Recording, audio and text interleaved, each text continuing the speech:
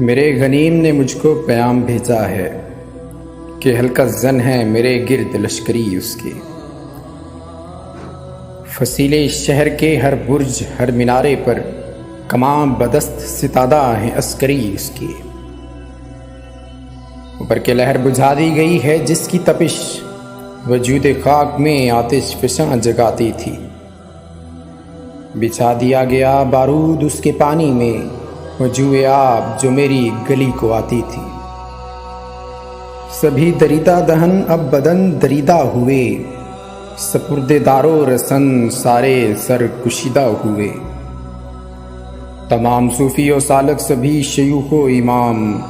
امید لطف پہ ایوان کج کلاہ میں ہیں، معززین عدالت طلب اٹھانے کو مثال سائل مبرم نشستہ راہ میں ہیں، تمام اہل حرف کے پندار کے سناگر تھے وہ آسمان ہنر کے نجوم سامنے ہیں، بس اس قدر تھا کہ دربار سے بلاوا تھا،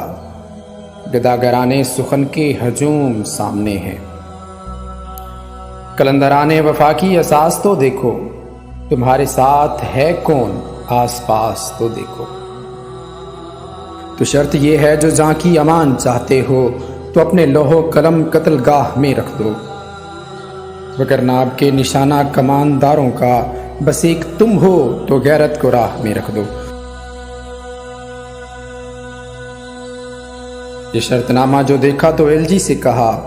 اسے خبر نہیں تاریخ کیا سکھاتی ہے کہ رات جب کسی خورشید کو شہید کرے تو صبح ایک نیا سورج تراش لاتی ہے، تو یہ جواب ہے میرا میرے عدو کے لیے کہ مجھ کو حرص کرم ہے نہ خوف خمیازہ، اسے ہے سطوت شمشیر پہ گھمنڈ بہت، اسے شکوہ قلم کا نہیں ہے اندازہ،